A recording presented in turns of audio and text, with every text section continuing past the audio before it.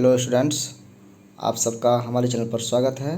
BSc honours के paper third C जो part 2 का ऑनर्स पेपर है, तीसरा पेपर, तो इसके क्वेश्चन का आंसर जो असाइनमेंट से बनाना है उस पर हम लोग आज चर्चा करेंगे। एक प्रश्न का आंसर देना है, 5 प्रश्न यहाँ पर दिया गया है, एक क्वेश्चन का आंसर देना है। सो हम लोग इसी पर आज बात करेंगे। तो इसमें जो भी सजेशन के रूप में दिया गया है आंसर, उसमें कई जगह ऐसा है कि एक टॉपिक का 2 आंसर दिया गया है, तो उसमें से आप एक टॉपिक को छोड़कर उसमें से चुन लेंगे कि कौन सा लिखना है, कौन सा नहीं लिखना है। मतलब एक ही आंसर को कई तरह से लिख सकते हैं, तो आप थोड़ा सा देख लीजिएगा कि कौन सा आपको ज़्यादा अच्छा लगता है। जहाँ पर ये ऑप्शंस है, जहाँ चुनना है उस जगह हम बता देंगे। तो इसको लिखने से पहले मेरा सलाह है कि एक बार इसको पूरा वीडियो देख लीजिए, तब लिखिए। और लिखने के लिए वीडियो पॉज करके आप वहाँ पर से लिख सकते हैं। और जो भी चैनल पर पहली बार आए हैं उनसे रिक्वेस्ट करना चाहेंगे कि चैनल को सब्सक्राइब कर दीजिएगा, और वीडियो अच्छा लगे तो लाइक और शेयर भी कीजिएगा, ताकि अन्य लोग भी इसको देख सके और इससे फ़ायदा उठा सके। तो यहाँ पर 5 क्वेश्चन है, आप देख रहे हैं। तो इसमें से जो है हम 5 क्वेश्चन में दूसरा क्वेश्चन ले रहे हैं।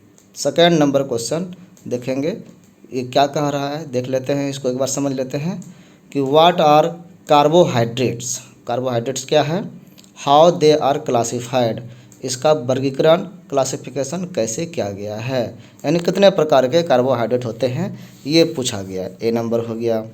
फिर बी नंबर है दूसरा का ही कि discuss the inter conversion of glucose to fructose and vice versa. Glucose से फ्रुक्टोज कैसे बनता है और फिर फ्रुक्टोज से ग्लूकोज कैसे बनता है, इसका कन्वर्सन का रिएक्शन लिखना, इसके बारे में बताना है। तो आप सिर्फ रिएक्शन लिख करके भी छोड़ सकते हैं, थोड़ा डिटेल्स भी लिख सकते हैं। क्योंकि आपको 2500 शब्द में लिखना है, तो डिटेल्स में लिखना अनिवार्य है, ये खुद समझने की बात है। तीसरा नंबर जो सी नंबर है वो क्लियाने फिशर ये मेथड है। ये क्या मेथड है, तो इसमें इसका इलोंगेशन किया जाता है, चेन को बढ़ाया जाता है, ऐड किया जाता है।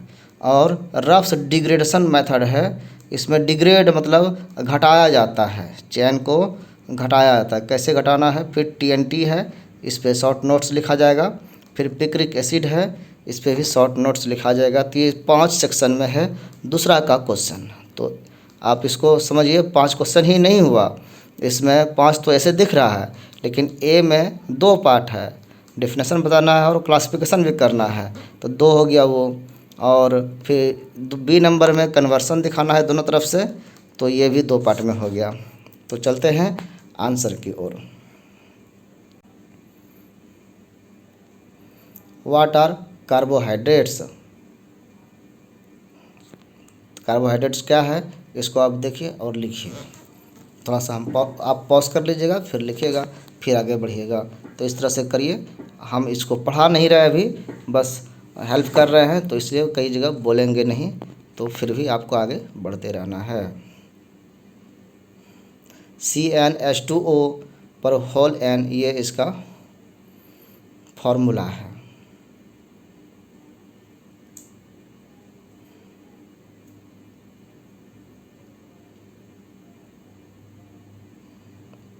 फिर देखिए what is the general formula पूछा जाता है, तो वही है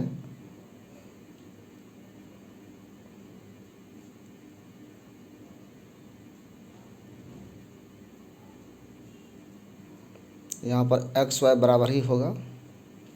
डिफिनेशन, कार्बोहाइड्रेट का डिफिनेशन क्या होगा, थोड़ा सा इसको देख लेते हैं।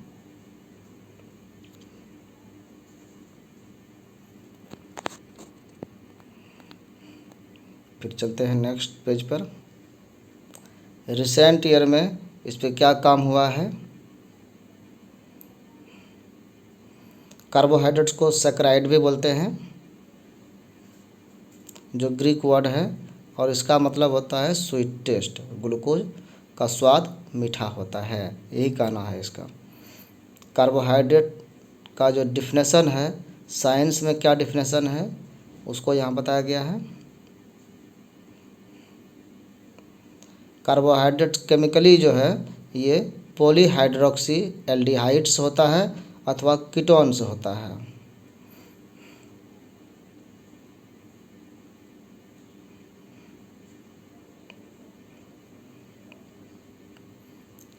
यहाँ पर क्लासिफिकेशन के बारे में थोड़ा थोड़ा बताया गया है। फिर कार्बोहाइड्रेट का स्ट्रक्चर,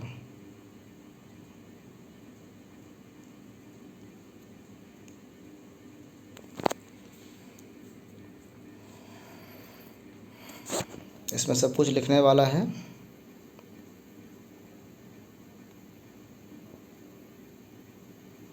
मोनोसेक्राइड, मोनो का मीनिंग वन होता है, देख लीजिएगा यहाँ पर केमिस्ट्री में मोनो का एक, डाई का दो, ट्राई का तीन, टेट्रा का चार, पेंटा का पाँच, ये होता है। ये जहाँ भी लिखा रहेगा उससे उसका मीनिंग समझ में आ जाता है कि ये संख्या को बताता है। फिर 19वीं सेंचुरी में क्या कहा गया इसके बारे में, सुक्रोज, सेलुलोज, ये सब चीज़ के बारे में बताया गया है।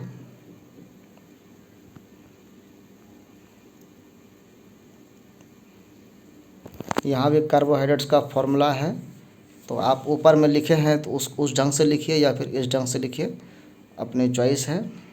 आप दोनों को भी लिख सकते हैं, कोई दिक्कत नहीं है, या एक भी लिख सकते हैं। देखिए, कार्बोहाइड्रेट को जनरल टर्म में शुगर कहा जाता है, मीठा होने के कारण।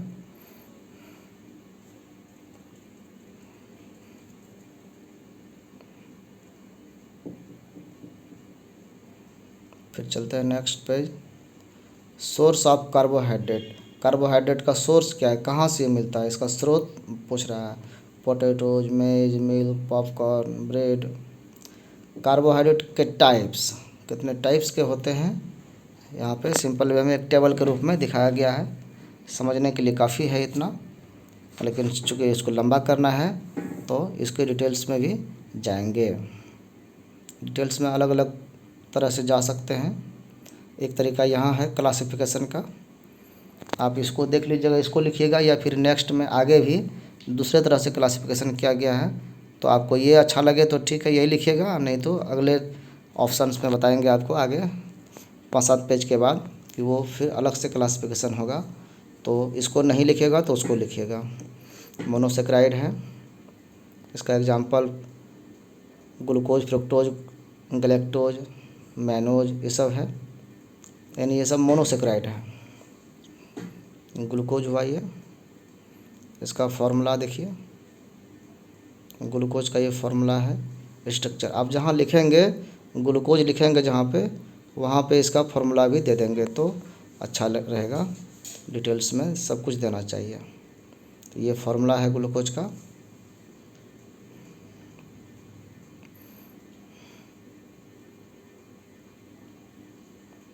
देख रहे हैं हेक्सागोनल है ये। फिर फ्रुक्टोज है, फ्रुक्टोज को डिटेल्स में देख लेंगे पहले, फिर इसके फिगर पे चलेंगे और फिगर भी लिखेंगे। तो ये है फ्रुक्टोज, थोड़ा छोटा कर देते हैं इसको। हाँ, ये हुआ फुल व्यू इसका।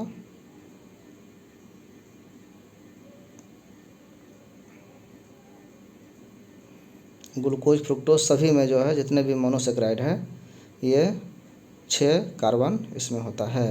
ये हुआ गैलेक्टोज, डिटेल्स और फोटो एक साथ।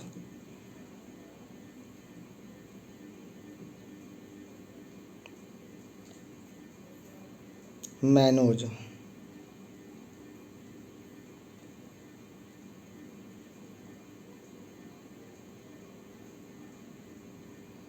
फिर यहाँ पर आप देखेंगे एक टेबल दिया हुआ है।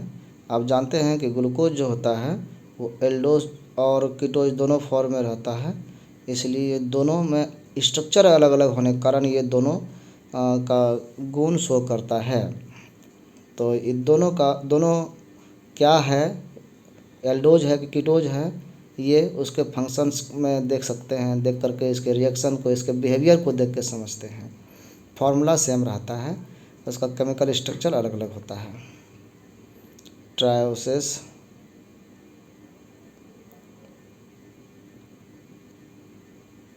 यहाँ पे देख रहे हैं ग्लिसरल एल्डिहाइड है और डाहाइड्रोक्सी एसीटोन है। एक कीटोन है और एक एल्डिहाइड है, फार्मूला एक ही है, बस स्ट्रक्चर में देखिएगा बनावट में थोड़ा अंतर हो गया है। सारा संख्या हाइड्रोजन का, कार्बन का, ऑक्सीजन का बराबर होगा, स्ट्रक्चर अलग हो जाता है। फिर पेंटोज है,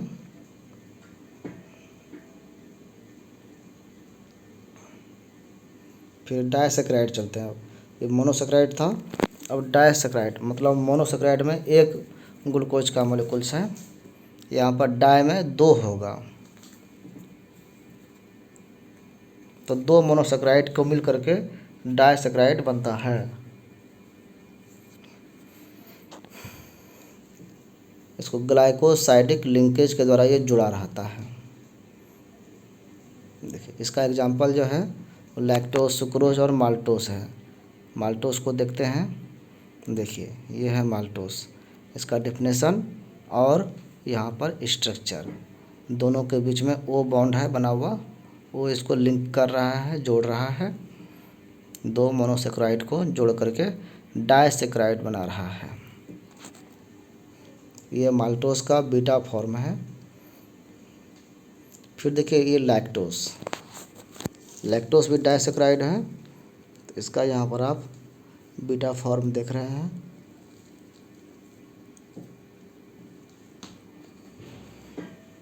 अलग अलग पैटर्न में दिखाया गया है। सुक्रोज,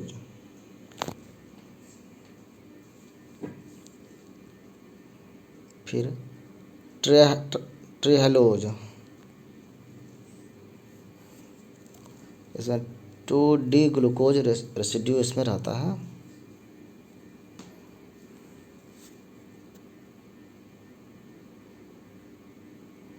फिर ट्राइसैकेराइड्स और डाइसैकेराइड हुआ, फिर ट्राइसैकेराइड में चले, ये सब हायर प्लांट्स में, शुगर बीट्स में पाया जाता है। मेलेजाइटोज, ये है इसका figure.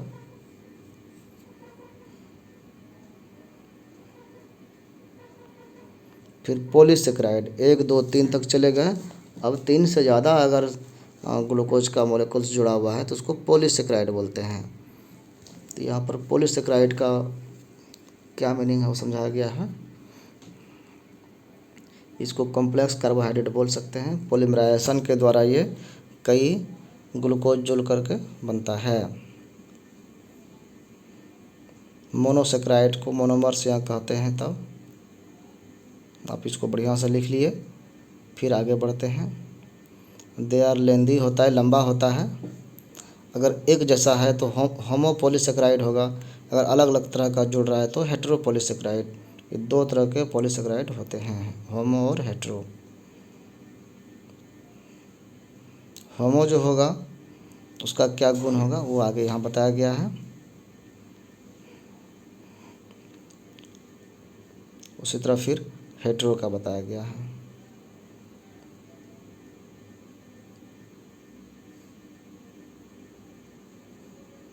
Example of carbohydrates, carbohydrate का एग्जाम्पल क्या है तो फ्रूट्स में होल फ्रूट है, फ्रूट जूस है, लेग्यूम्स है, डेयरी प्रोडक्ट है, स्टार्ची वेजिटेबल्स है, ग्रेन है, ये सब ग्लूकोज का सोर्स होता है, कार्बोहाइड्रेट का सोर्स होता है। हाउ विल वी कन्वर्ट, आप देखे थे वहाँ पर कि दूसरा क्वेश्चन था कन्वर्सन करने का, कि कैसे जो है ग्लूकोज से फ्रुक्टोज में कन्वर्ट होता है। तो यहाँ पर वही दिखा गया है कि शॉर्ट में बताया गया है कि इट हैपन्स जो है मैमेलियन सिस्टम में। मैमेलियन सिस्टम में ये होता है, जो मैमल्स प्राणी होता है उसमें इस तरह से चेंजेज होता है। यहाँ पर रिएक्शन दिया हुआ है तो इसको बनाना है, लिखना है, फिर वो कैसे आगे चेंज होता है वो यहाँ पे दिखाया गया है। ग्लूकोज से फ्रुक्टोज, फिर ग्लूकोज से फ्रक्टोज, दो अलग अलग पैटर्न में दिखाएगा। दोनों का स्ट्रक्चर देखिएगा कैसे अलग अलग है। एक ये है, अगर ऐसा है तो ये ऐसा बनेगा, और इस तरह का है लिनियर में तो इस तरह बनेगा।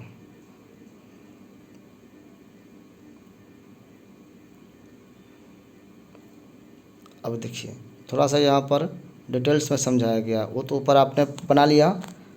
अब उसी को अगर दूसरे तरह से आप लिखना चाहते हैं तो ये ऑप्शंस यहाँ पर आप दिख रहा है आपको। अगर पहले वाला लिख चुके हैं तो इसको छोड़ दीजिएगा, अगर इसको लिखना चाहते हैं तो पहले आप जो देखें इसको छोड़ दीजिएगा।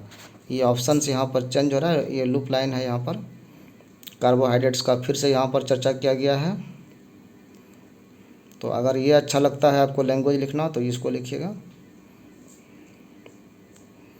Carbohydrates are a class of naturally occurring organic compound of carbon, hydrogen and oxygen which are primarily produced by plant. Plant के द्वारा ये प्रोड्यूस्ड होता है। चूँकि यहाँ पर ऑप्शन है इसलिए हम बता रहे हैं कि दूसरे तरीक़ा से आंसर इसका कैसे दिया जा सकता है, वो यहाँ पर बताया गया है। फिर इसका देखेंगे आगे क्लासिफिकेशन, कैसे इसको क्लासिफाई किया गया है। तो ये 7.3, 7.3.1 ये जो दिया है ये सब नहीं लिखिएगा, आप क्लासिफिकेशन ओनली लिखिएगा। नोमेनक्लेचर भी लिखने की ज़रूरत नहीं है, लिख देंगे तो कोई बुरा भी नहीं है। तो क्लासिफिकेशन से आप लिखेंगे तो अच्छा है। क्लासिफिकेशन इसको करते हैं तो 2 क्लास में किया गया है, शुगर में और नॉन शुगर में। अलग तरह से, चूँकि आप देख रहे हैं कि ये अलग तरह का क्लासिफिकेशन है। आप चाहें तो दोनों को लिख सकते हैं, लेकिन एक ही लिखेंगे तो ज़्यादा अच्छा रहेगा। फिर देखिए कार्बोहाइड्रेट को अभी जो है कैसे किया गया है, मोनोसेक्राइड के रूप में। मोनोसेक्राइड का देखिए यहाँ पर एग्जांपल दिया गया है, बहुत सारा एग्जांपल है विद फार्मूला। फिर देखिए ओलिगोसेक्राइड भी दिया गया है।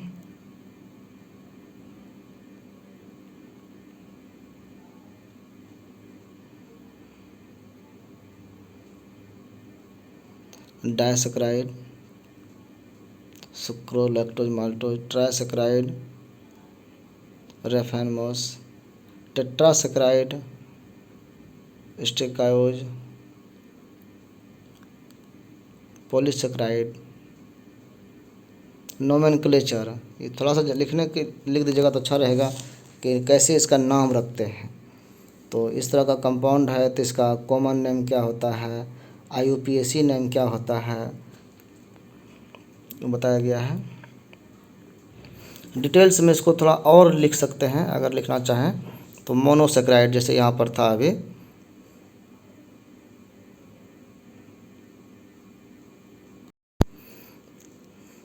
डिटेल्स में लिखना चाहें तो और भी लिख सकते हैं। जैसे कि देखिए यहाँ पर मोनोसेक्राइड फिर से शुरू करके समझाया गया है क्लासिफिकेशन को।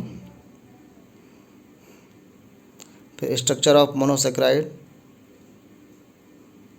यहाँ पे टेबल के रूप में दिया गया है। थोड़ा टेबल को शॉर्ट कर देते हैं, एक पेज में आ गया। ये मोनोसेक्राइड का टेबल है, नंबर दिया हुआ है, 6 गो है, क्लास दिया हुआ है, मॉलिक्यूलर फार्मूला क्या होता है, स्ट्रक्चरल फार्मूला क्या होता है, उसके क्या एग्जांपल हैं, ये सारा यहाँ पर टेबल में दिया गया है। आप टेबल ही लिख सकते हैं।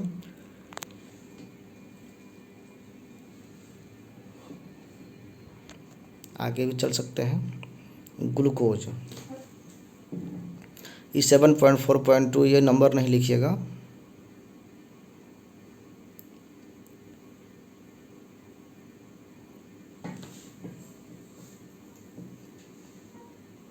फिर देखिए यहाँ पर जो है inter conversion of glucose and fructose कैसे कन्वर्ट होता है, ये तरीका यहाँ देखिए। ऊपर में जो हमने बताया देखा था उसमें, तो उसमें सिर्फ एरो दिया हुआ था, नाम दिया हुआ था, यहाँ पर स्ट्रक्चर भी दिया हुआ है।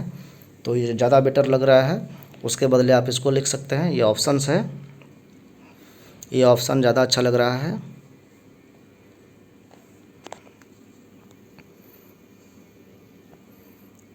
देखिए ये कन्वर्सन जो है कीटोज से आइसोमेरेज एल्डोज में कैसे परिवर्तन हो रहा है, इसको देखिए। फुल जितना भी एरो है आपको इसको सीधा में लिखिए या नीचे ऊपर करके लिखिए, जैसे भी अच्छा लगे आपको। कॉपी में जितना जगह हो, कितना बड़ा लिखते हैं इस पर निर्भर करेगा। आप इसको आप लिख दीजिए।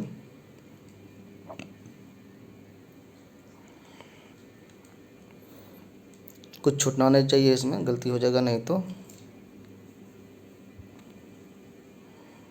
अब है chain lengthening and chain shortening of aldose. आपने देखा था टॉपिक था क्लियानी फिशर सिंथेसिस, इसलिए वहाँ पर ये क्या है उसके बारे में बताया गया है। इसमें भी अलग अलग टाइप का ऑप्शंस आपको मिलेगा, तो जो अच्छा लगे उसको ही लिखिएगा आप।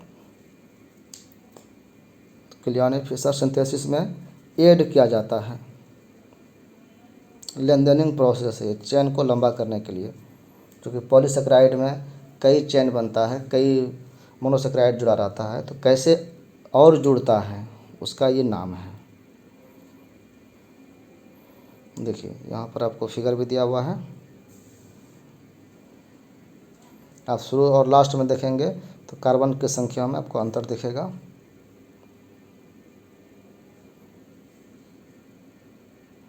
शुरू में 5 है, और चूँकि एल्डो पेंटेज है और एल्डो हेक्सोज में वो बदल गया।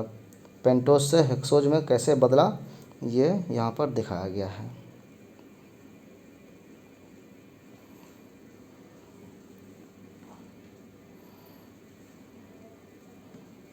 फिर जो है इसी तरह से शॉर्टनिंग ऑफ एल्डोजेज होता है, जो रूफ डिग्रेशन के रूप में दिया गया है आपको क्वेश्चन। तो उस क्वेश्चन को देखना है, क्वेश्चन में कैसे लिखना है ये आप उसके हिसाब से ही नंबर दीजिएगा। जैसे क्वेश्चन में नंबरिंग दिया हुआ है, यहाँ पर BR1 ये सब छोड़ दीजिएगा। वहाँ जो आपको नंबर दिया है वो आंसर नंबर लिखिएगा, और रूफ डिग्रेडेशन के बारे में लिखिएगा। ये डिग्रेड मतलब होता है घटाना, कम करना। देखिए यहाँ पर कैसे ग्लूकोज से पेंटोज बन गया, यानी हेक्सोज से 6 से कैसे 5 कार्बन हो गया, इसको यहाँ पर दिखाया गया है। ये 2 अलग अलग आपको पॉइंट टॉपिक दिया गया था, इसी का ऑप्शन फिर आप देखिएगा दूसरे तरह से कैसे इसका आंसर दिया जाता है। क्लियानी फिशर सिंथेसिस को आप इस तरह से लैंग्वेज में भी पहले लिख सकते हैं।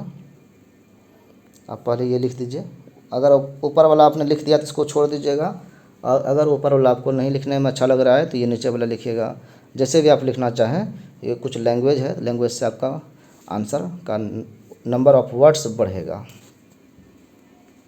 थोड़ा समझाया गया है क्लासिक क्लियानी फिशर्स कैसे सिंथेसिस होता था, पहले कैसे होता था, अब कैसे हो रहा है, ये यहाँ पर थोड़ा सा हिस्ट्री डाल दिए हैं।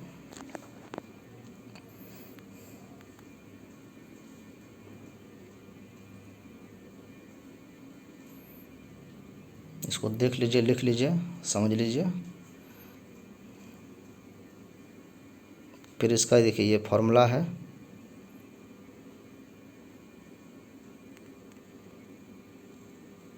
अभी आप इसी को पहले लिखिए, फिगर को बढ़िया से लिखिएगा। इस यहाँ एक ही लाइन में लिखा है, जरूरी नहीं एक ही लाइन में आप लिखें, आपको जैसे सुविधा हो वैसे लिखें। चिन्ह का प्रयोग जरूर करिएगा वैसा ही जैसा यहाँ पे किया गया है। फिर इम्प्रूव्ड वर्जन, वो तो क्लासिक था, अभी कैसे किया गया है वो यहाँ पर देखते हैं। जो जो मॉडर्न समय आ रहा है कुछ न कुछ चेंजेज होते रहता है।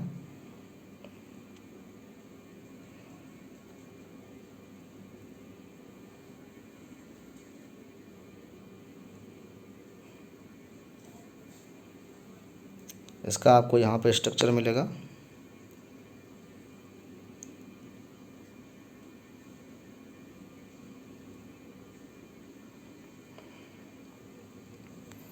एक अन्य जगह इस तरह से भी आप लिख सकते हैं। ये तीसरा ऑप्शन है क्लियानी फिशर सिंथेसिस का।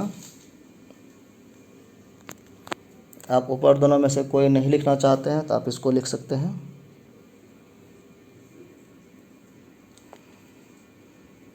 इसका इस तरह से आपको फिगर बनाना होगा अगर इसको लिखते हैं तो। छोटा रिएक्शन कर दिया है, एक ही बार में 1 2 3 जोड़ दिया है।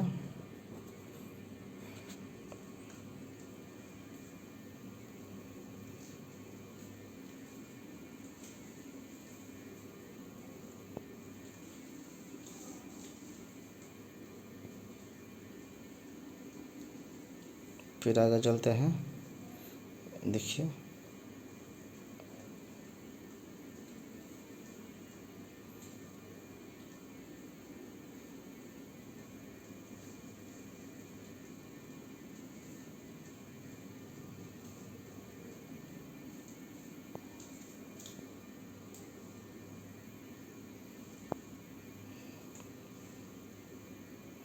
Next page.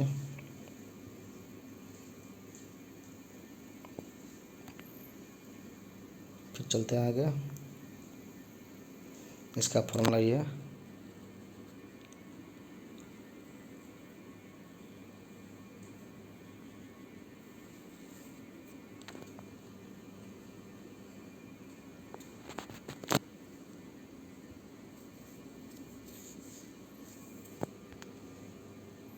समरी के रूप में इसको देखना चाहें तो इस तरह से यहाँ देख सकते हैं।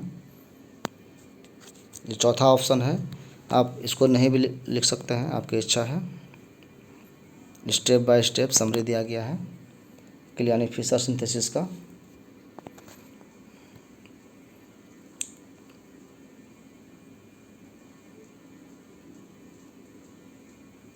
कैसे formation of new C bond होता है,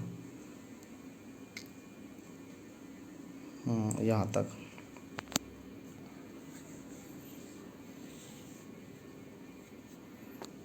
फिर आगे देखेंगे हिंट्स। ये जो रूप डिग्रेडेशन है उसके बारे में है। हिंट आप नहीं लिखिएगा, आप रूप डिग्रेडेशन का जो पॉइंट ऑफ क्वेश्चन नंबर है उसी को डाल करके यहाँ से लिखना शुरू कीजिएगा आप। अगर ऊपर वाला आपने नहीं लिखा है तो इसको लिखिएगा, कंप्लीट सॉल्यूशन इसका।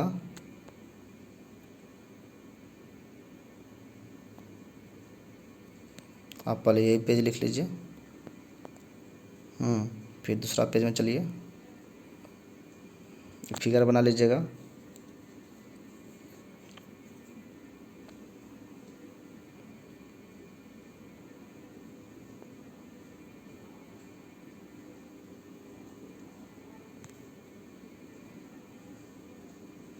अब ओवरऑल कन्वर्सन जो है उसका क्या मीनिंग है यहाँ पे बताया गया है, जिसको इस तरह से कह सकते हैं।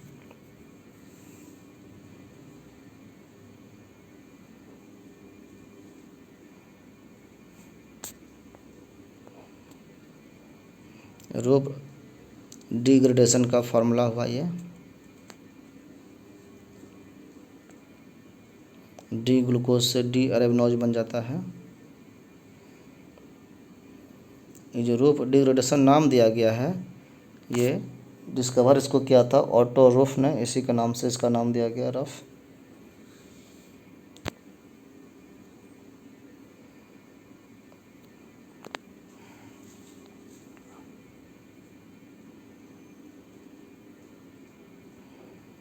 $1898 में इन्होंने ये काम किया था।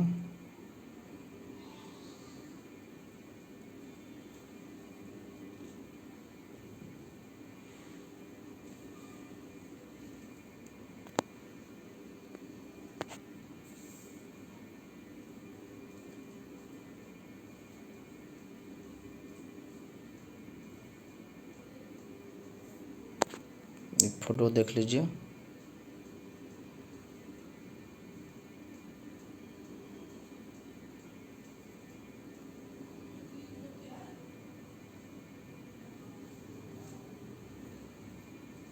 ये फ़ोटो देख लीजिए।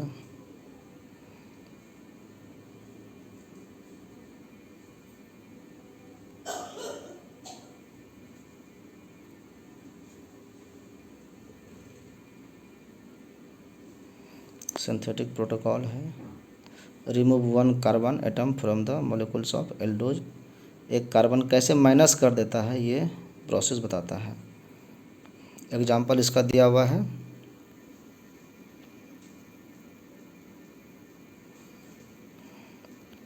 आप फोटो देख लें, थोड़ा बड़ा कर देते हैं।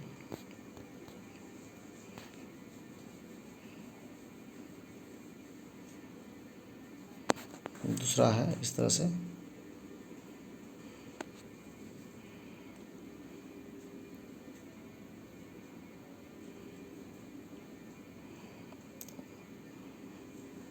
आप ये भी लिख सकते हैं, इस छोड़ भी सकते हैं।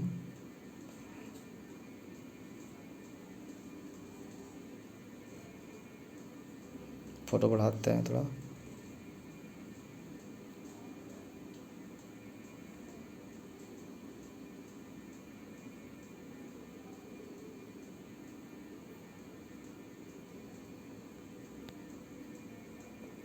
अब चलते हैं नए टॉपिक पर। टीएनटी। टीएनटी का फुल फॉर्म क्या है? ट्राई नाइट्रोटोल्यून। टीएनटी कहते हैं इसको। इसका और भी नाम है 2,4,6 ट्राई नाइट्रोटोल्यून।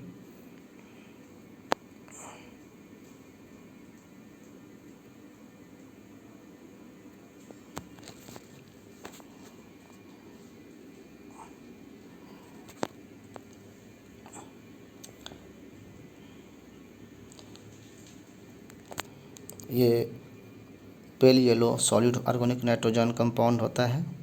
एक्सप्लोसिव के रूप में इसको बम बनाने में उपयोग किया जाता है। खतरनाक होता है। इसका फिगर देखिए,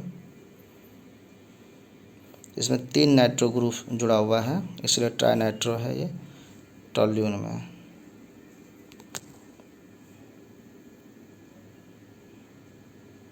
इसका अन्य नाम है आईयूपीएसी नाम।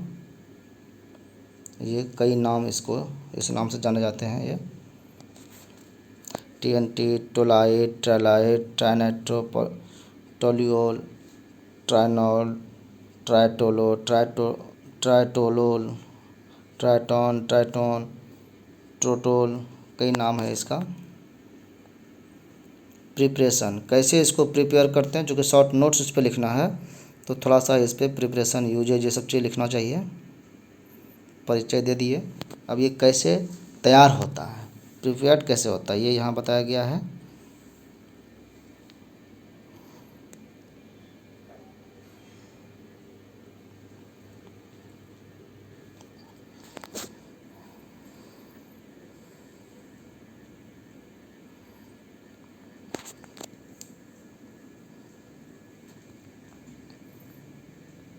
फिर चलते हैं इसका एप्लीकेशन पर। एप्लीकेशन मतलब इसका क्या यूजेज है, वो एप्लीकेशन कहलाता है।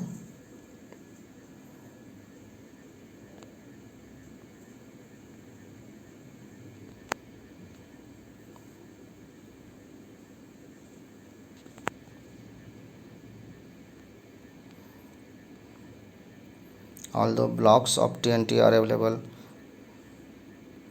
इसको जो है थोड़ा सा बड़ा कर देते हैं, हाफ हाफ, लिखने में आसानी होगी। अलग अलग साइज में 250 ग्राम, 500 ग्राम, 1 kg का ब्लॉक मिलता है।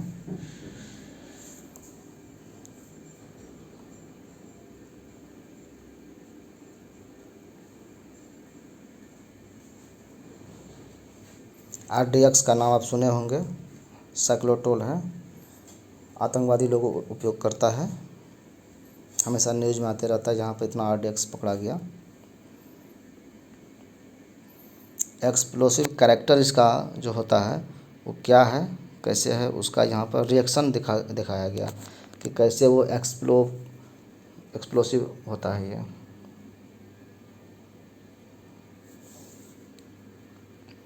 इससे बहुत ही हीट निकलता है। ये एक्सोथर्मिक रिएक्शन होता है। एक्सोथर्मिक का क्या अर्थ है कि इससे हीट ज़्यादा निकलता है, टेम्परेचर बढ़ जाता है वहाँ पे।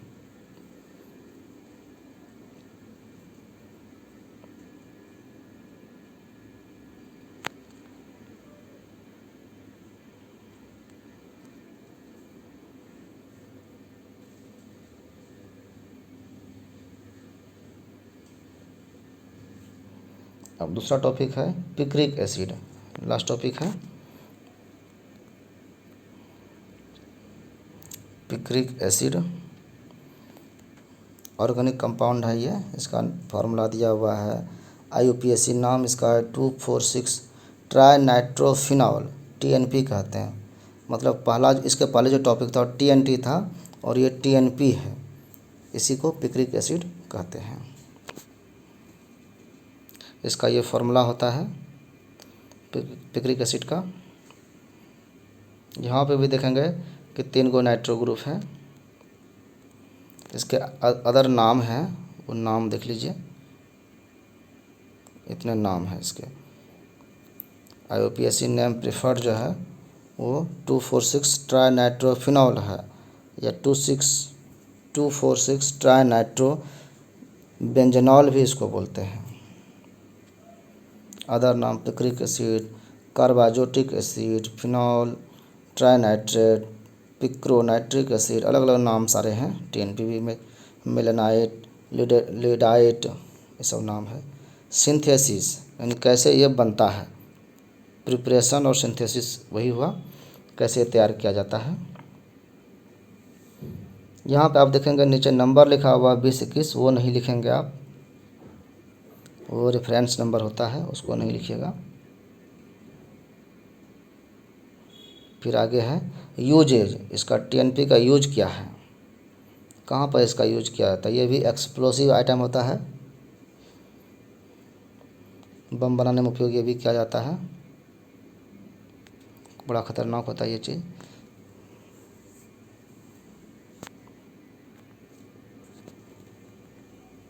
फिर आगे देखते हैं बाउंड सॉल्यूशन क्या है भाई। फिर नेक्स्ट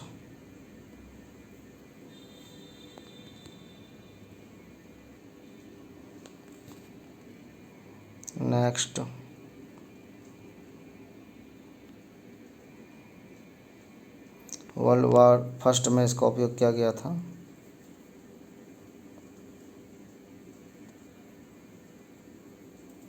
इसका इलाज करने में उपयोग किया गया था, फर्स्ट एड किट के रूप में।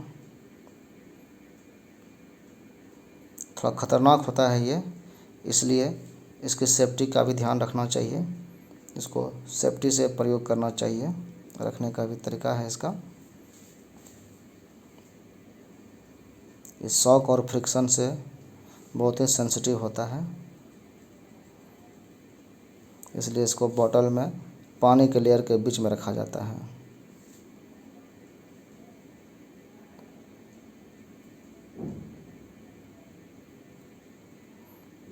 पिक्रिक एसिड गॉज,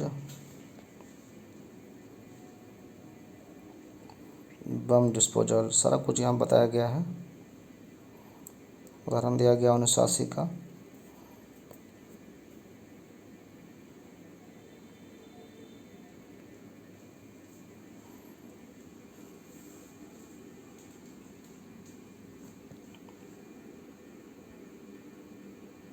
फिर देख रहे हैं यहाँ पे पिक्रिक एसिड को अलग तरीके से ऑप्शन दे रहे हैं, फिर वहाँ आंसर ख़त्म हो गया है, लेकिन आप इस तरह से भी लिख सकते हैं। पिक्रिक एसिड को 2,4,6 ट्राइनाइट्रोफिनॉल भी कहा जाता है। ये अलग तरीक़ा से लिखने का तरीका हुआ, आपने पहले तरीका में लिखा है तो इसको छोड़ दीजिए, यही कंप्लीट हो गया, या फिर इसको लिख सकते हैं, पहले वाले को छोड़ दीजिएगा। पीटर वोल्फ ने इसको ऑब्टेन किया था इंडिगो और नाइट्रिक एसिड का ट्रीट करके।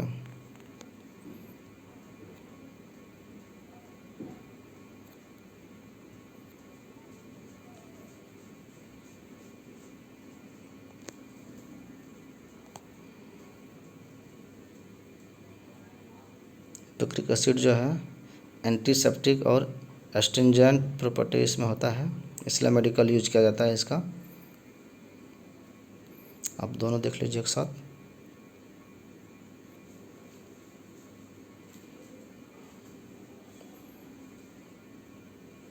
मलहम में यूज किया जाता है, जले वले के जगह पे लगाने के लिए। एंटीसेप्टिक होता है, इन्फेक्शन नहीं होने देता है ये। पिक्रिक एसिड का फार्मूला क्या होता है, आप इस तरह से भी लिख सकते हैं।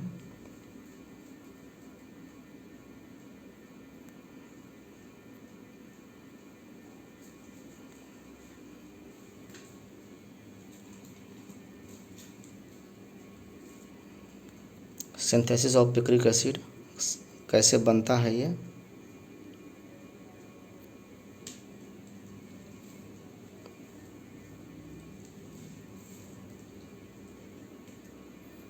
इसका क्या यूजेज है पिक्रिक एसिड का।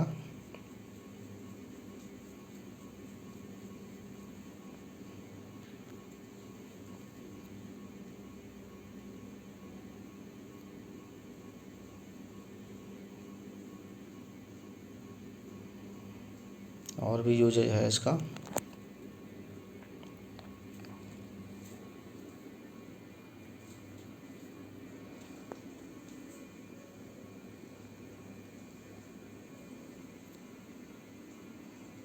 और कई यूज हैं। आप इसको पॉइंट वाइज लिख सकते हैं, यहाँ डॉटेड है, इसकी जगह पे आप पॉइंट लिख सकते हैं। यूज में usage of picric acid.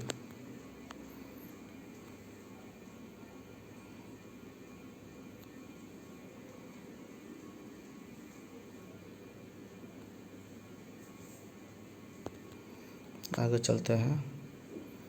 Flat tyres to डैमोल skins and feathers, a dark olive green for use a fishing lure for many years. कई तरह का इसका उपयोग है, कलर में भी किया गया है इसका उपयोग।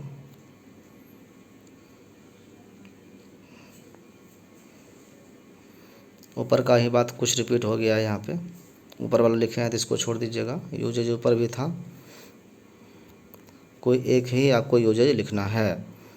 तो इस तरह से आंसर इसका कंप्लीट हुआ। सारे टॉपिक इसमें यहाँ पर रख दिए गए हैं।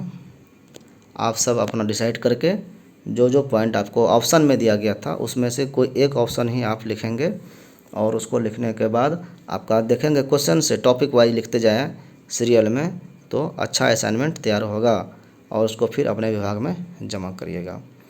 आप सबका बहुत बहुत धन्यवाद, क्योंकि आपने लास्ट टाइम तक देखा इसको, और उम्मीद करते हैं कि इसको आप शेयर भी करेंगे और चैनल को सब्सक्राइब भी करेंगे। धन्यवाद।